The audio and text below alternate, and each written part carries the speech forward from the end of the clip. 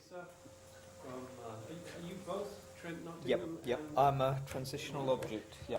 Precision. And as you will gather,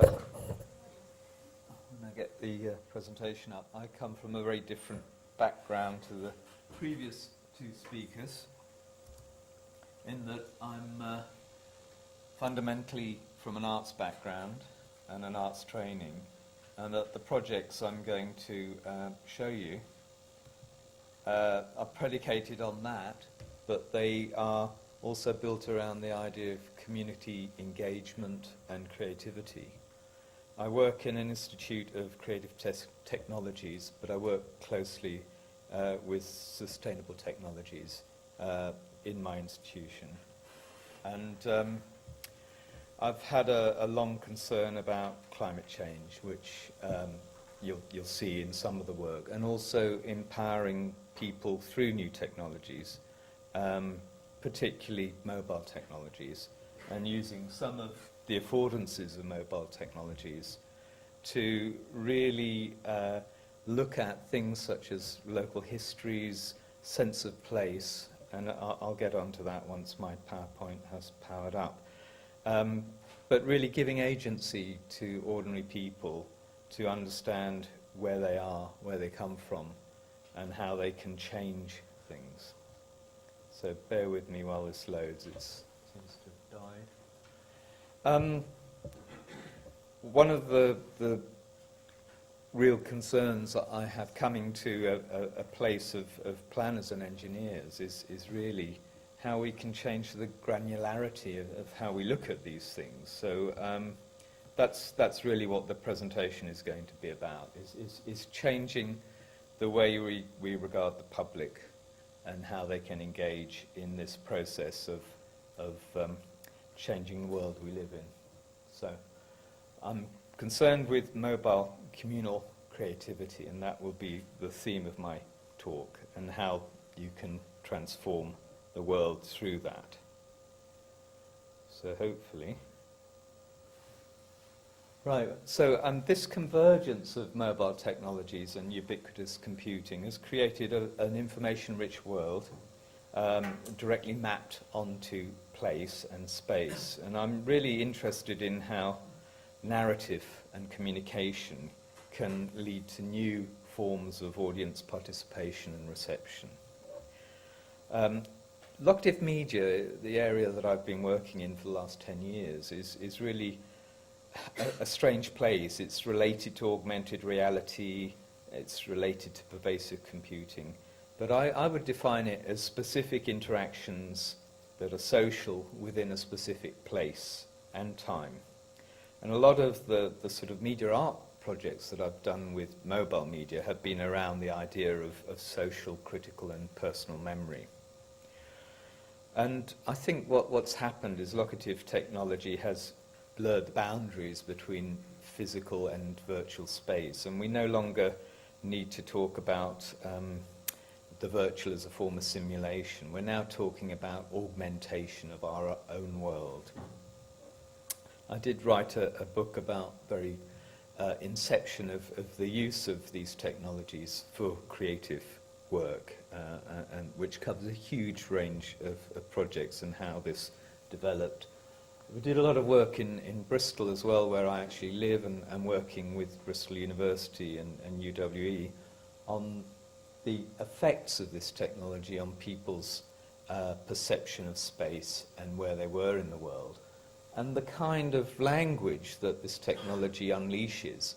And we found things like synesthetic confusion, pleasurable discomfort, deep immersion, and this thing of magic moments, where people using this technology could conflate the virtual and the real world in ways that amplified their experience of whatever they were experiencing at the time. So, very interesting area to look at, and to really understand the beast that this new technology is.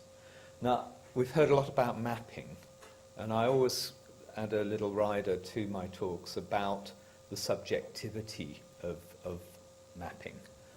Clearly, we have two maps here, one the Mercator was a colonial initiative in the sense that it located Europe at the centre of the world and shrank the actual sizes of other countries to make Europe look more impressive. And although that was an accident, it was one that was adhered to for 400 years of colonial expansion. The map at the top was created after the Second World War in an effort to change the balance and to recognise the true size of the southern continents. In fact, you could almost say that the bricks here get their proper recognition. You change a scalar on a map, everything changes. Here we have the world by population rather than by actual physical geography. And then we begin to understand what the 21st century will bring. And if you're interested in transport information, by making Britain into a map of journey times rather than geography, you find that it's probably as easy to live in Montreal as it is in Stranraer if you want to commute to London. And again, Milan is pretty nippy. It beats Manchester and Edinburgh. So there you go.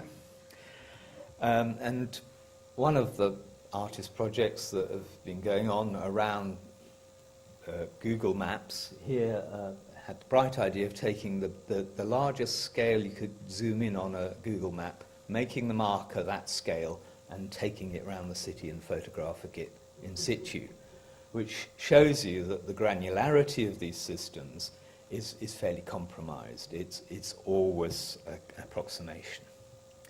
And the same happens in our own physical systems. Here's a very polite little homunculus that shows the relativities of nerve endings and their importance to the brain. It's how we perceive our own bodies, or the brain perceives our own bodies. So all the sensory data coming from the fingers and the lips and so on, and they're distorted here. So we have to bear in mind all these kind of things when we're designing with this new medium, because they're important, and the sense that people have of the world and of themselves is important. And I'll just show a couple of little projects, and not mine. This is Christian Nold, who did this up the road, the Royal College, when he was a student. He had the bright idea of getting GPS data and combining it with feedback from his skin impedance and heart rate, so he could make an emotional map of journeys. So when he traversed Kensington Gore, he got a bit nervous because there was a lot of heavy traffic. He got in the park and it goes all green because his heart rate has dropped and he's calmed down. So it can give fairly crude data of people's emotional response to space. He developed this system further, and he developed the kind of iconography of representation for these systems. So here we have some rather whimsical journeys mapped with a high peaks of emotion. Busy traffic crossing, big peak. Argument with mum, very big peak. And so using a refined system, he went out and he mapped cities and he got people to participate. And of course you get data that you probably couldn't systematize, but is very interesting. Some of it is rubbish. Some of it is, peeing in the alley is one of the entries on here. Walking with this girl who was asking what I was up to. So you get all the trivia of social media within these maps as well, but it actually gives you a sense of the real world in a way that large data doesn't. So we have a problematic in that we have this pervasive media now, but it tends to ignore the non-spaces that Marc Augé has talked about, and those are the sort of blighted places of our modern world, like the motorway, the airport, the non-places where it doesn't really matter which country you're in, it's the same. And so memory-rich spaces are important, and creating memory-rich spaces are important. One of the projects I was engaged with was developing a player that could do things like heritage trails, and where people could create their own trails around the cities fairly simply and put rich media onto them. And so Empedia was a project with a production company in Leicester that lasted a couple of years, and we're now refining it to work with augmented reality and to we've done a whole number of these trails. This was done in Nottingham, in Eastwood, where D.H. Lawrence was born and grew up, and it's a literary trail. I've done several literary trails. This one goes through his childhood, different places he'd lived or where he was educated, and it includes his writings that come as audio feeds and video as well. I'll just see if this will work. And you can do this online as well as on mobile phones. So it works through a browser, and what it enables you to do is to really go inside buildings, listen to the voice of an actor reading things, and you can unpack the different parts. It starts here at Durban House, which is a kind of educational museum in Eastwood that concentrates on Lawrence's life, and it takes you all round. And when it's online, it's fairly straightforward. On the mobile, it's much more intuitive. So this idea of making these trails started on a whole range of projects. This is a long-standing project, River Rains, that I did in Manchester and London. And it was really to look at ways of unpacking the history of a space as a series of layers or depths that you could reach by your peregrinations around a route. And we use the QR code, which, although ugly, is actually pretty universal with most mobile phones, so it lowers the barrier to people engaging. And Mpedia generates these codes for you if you want to use them, say, educationally and so on. So what we did was we looked at early Shakespeare. He lived in the area. We developed a route around Shoreditch. The plague was there, the Huguenots, the Jewish immigration into the East End and so on. The whole series of interlinked and layered stories that made this area incredibly rich to explore. And we put stickers on all the buildings that were relevant to these stories, and you could decode the stickers very easily. There's a warehouse there which gives you the history of tea if you want to hear it. So you get rich media video and you get audio. With sails as wide as fields, gull-winged sharp and lifting, it sped, flew across spume and undulation of deep water, lapping inches off its fragrant memories of the hills. In its dry whispers were heard the faint chants of children plucking the best tips into heavy baskets, the hot sun burning on strict rows across a steep hill's burnish. And sort of another example, dealing with Jewish immigration, and we created characters who would speak about their reaction. Killed by an anarchist, an antichrist, a Jew. Here, they say more will come, and they do, every day, speaking in tongues, with beards and hats, nodding and sighing, singed by their pogrom's fiery breath.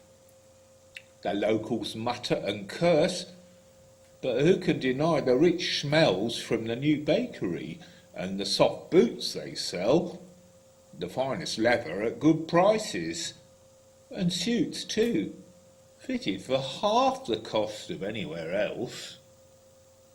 So using archive material, reanimating it, re-dramatising it. Did a number of projects around the world. This one was done in Athens, and it was a week-long project where we tried to look at the impact of the crisis on the city. And we used local students as animateurs for the project. We went out and we talked to local people. We chose one street that ran from the Parliament building to an anarchist area, very central kind of street, and it was plastered with graffiti from top to bottom. And we used the graffiti as a kind of way of unpicking what was going on. Again, we used the QR code as a trope.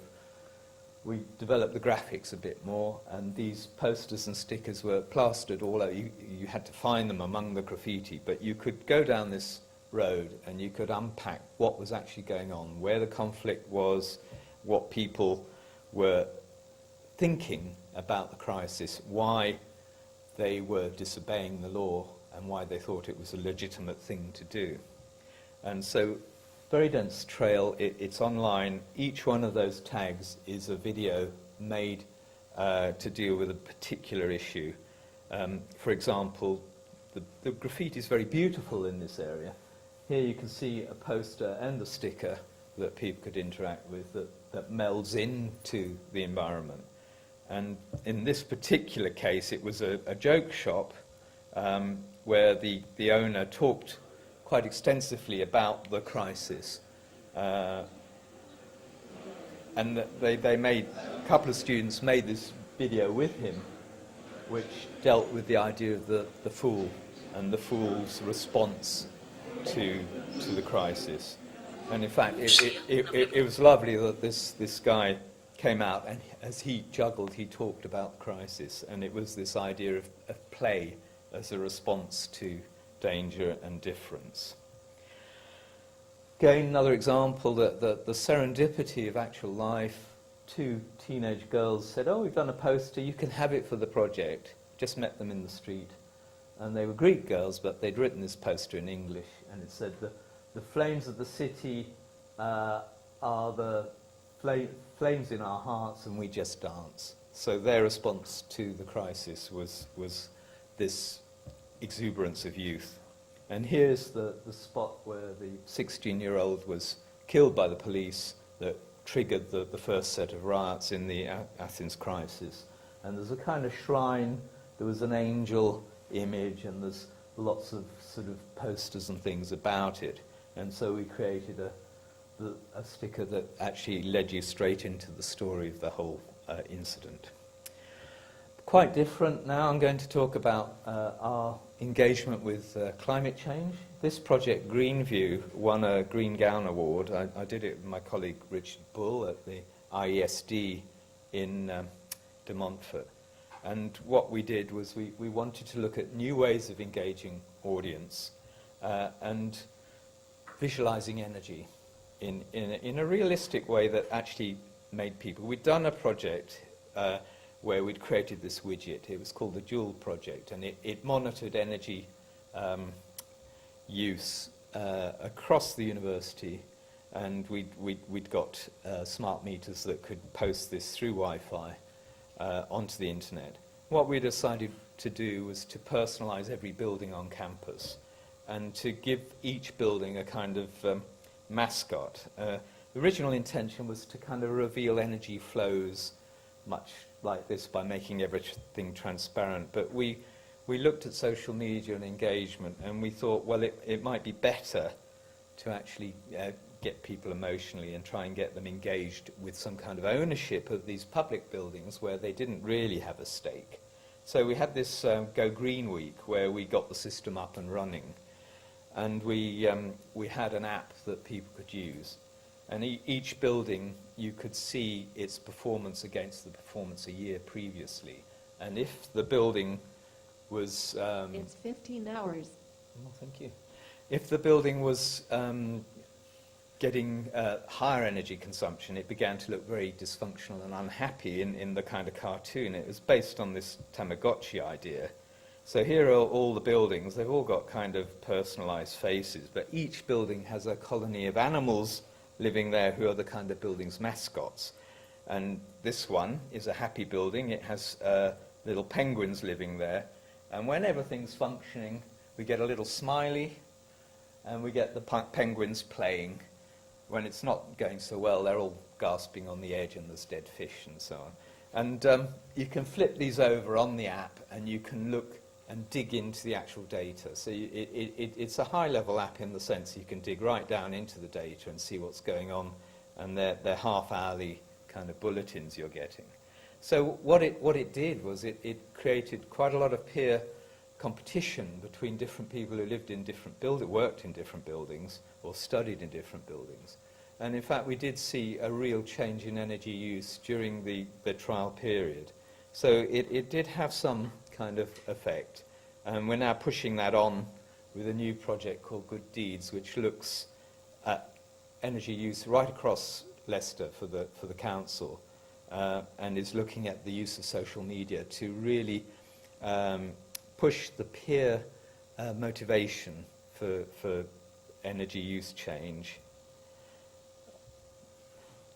A couple of other projects that were done in Leicester. One was a cycling project that goes back 6 years, where we actually did give GPS devices.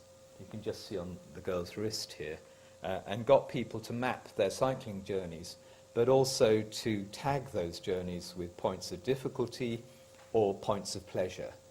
And then the idea is that we drop virtual artworks on the route, much as Sustrans does with their physical trails. So there's a motivation for people to take these enhanced trails that avoid some of the problems with traffic and so on. So it was a wiki, really, a wiki map that grew with people's use.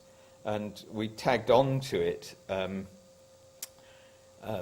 number of other art projects, and we're now talking to Sustrans about possibly pushing it a bit further. One of the things I did was I actually went and talked to different people on some of these routes that have been specified. And then when we launched a big art centre, we projected these as animations up on the building at a very large scale so the public could feel they were engaged in this process. And alongside this, we had a map of some of the routes that kept changing in real time. The last thing I'm going to show you is another historical project, but this one using virtual reality and trying to reconstruct a whole city as it was in Roman times and being able to interrogate that on your phone as you walk around. So Virtual Romans started with the idea that we were going to create a complete model of the city in Roman times and put AI agents in there as Roman citizens and just see if their behaviours led to any new knowledge. Now, those of you that work in AI will realize that was too big an ask, and we just didn't have the computing power to do that. But we are pushing on with the project, and we have mapped the whole of Roman Leicester, and we have also placed a lot of the objects that were found by archaeologists onto this grid, so as you walk around, you can actually dig them up yourself, and you can interrogate them in 3D as augmented reality. So trying to use some of those affordances to engage people with deep history.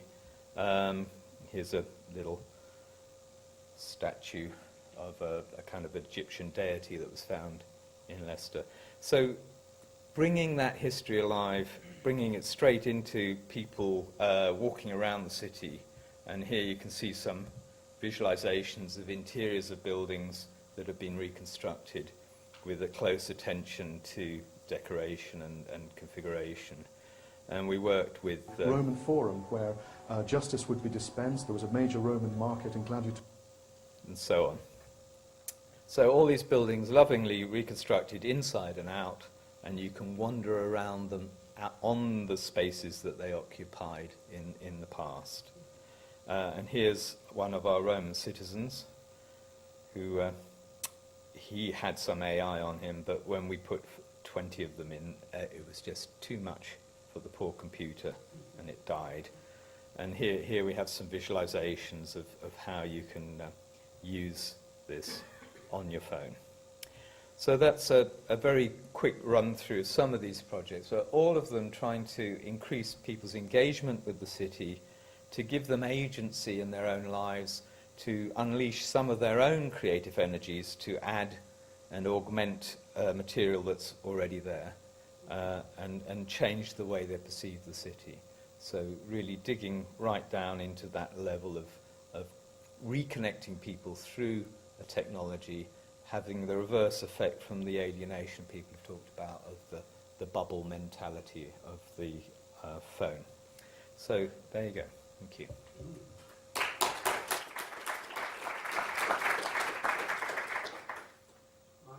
This is wonderful. I was commenting to Yuri and another colleague last night that one of the things I love about coming back to England, Europe in general, but certainly in England, is that you have this sense that the past is still present. Wherever you go, in smallest village or big cities, that is almost completely lacking in the United States. There are some areas in the United States where you can go and find it, but in general, the past is gone and forgotten. And I love this idea. I think we've seen some of the discussion in the blogs and elsewhere that a problem with physical infrastructure is that it's not inherently adaptable. A block of concrete is kind of a block of concrete and isn't ever going to be anything else. But I think you've sort of got a seed here of how we can see what things used to be, but you could also apply it into the future, what things could be. If you were considering, for example, this issue of floodplain development, right? You could combine this work and the work that Richard and Michael talked about, and help people visualize the risks that they might be taking in building in a certain area. So But you can go inside your future house and see where the water level will get to. That will sharpen your mind. Yeah. or see the insurance bill. Yes. That as well. So any questions for Martin? We've Just one observation. Just one observation that a lot of these social engagement issues are coming from the artistic side and from artists. And generally when we do research, it's either technical or it's artistic. And I think right now we are talking about the kind of disciplines and areas where the two have to meet strongly. This is not the only area of social engagement which I've seen, but every single one I've seen is originated by artists, and the questions about how people feel and investigating what to do about it all come from the artists, researchers. Just to encourage people in the UK, the biggest grant available in the coming year from UK research councils is called Big Data, and it has a section for visualizing big data for art projects, and funding is over £1 million. Thanks for the tip. I expect you're replying. Yes. Thank you, Michael. Yeah. We have a couple of questions, and then I suppose, again, it was a little bit more of a comment leading on from what was just said, just about my day-to-day work is engineering and planning and stuff like that, and I think it's a really good challenge, some of the stuff you presented here, because when you're presenting to clients or trying to get ideas across, actually in sort of technical fields, there's probably 80% of the work is crunching the numbers, and then 20% of the time is, so what does that mean? And getting that last bit over the line. And it's so important to relate to people, really. And I suppose it's combining those two things, which is a respect for the technical expertise needed to get to the answer, and then respecting how important it is to relate the answer, or what does it mean. I think this thing about communication is absolutely vital. I mean, you look at the public response to climate change is entirely, the agenda's entirely been set by miscommunication and by vested interests, and people still think it's equally divided between scientists who think it's true and scientists who think it isn't, which is quite untrue. And scientists aren't very good at getting their ideas across in any way that the public can digest. So I think that is vital, and especially with the kind of data we're seeing on things like flood and transport. And there has to be more accessible ways into it. And people, we've been doing energy consumption projects. People still don't have a way of visualizing the energy they use. They have no unit they can kind of really think about that makes any sense to them. And that is a problem, that it hasn't been dealt with. And it means that whatever arguments you have, they're weakened because people cannot see a direct connection. And that really is problematic. Hello. Hi.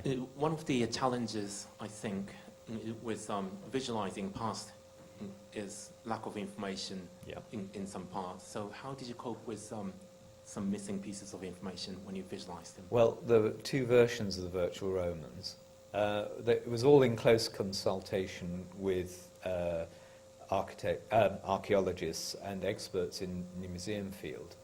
And we built one Roman Leicester, and they said, that building's too tall, you can't say that, you know. And so we rebuilt it from scratch so that it did conform with all the available data. Of course, there's going to be an element of speculation because you can't know everything. But you can only say this is as accurate as we can make it given what we know, which is all anyone can do. One more.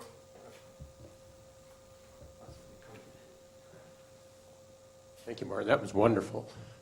I represent the museum field and can tell you that there are hundreds of city museums, particularly in Europe, where they're really heavily located, that are doing just this kind of work.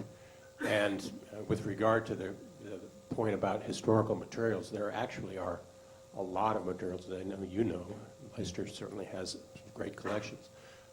There are a couple of us actually from Portland State University, the western part of the United States, and we are creating a museum of cities with the intent of doing just this kind of work with the main purpose of informing not people like us, but citizens of cities about just not only art and history of cities, but also these more important issues of climate change.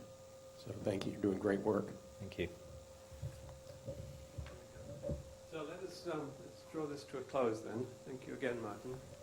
I think we can switch the agenda around a little bit now. And instead of having a break and then coming back here, it's just we go on break and then go directly back to the workshop rooms.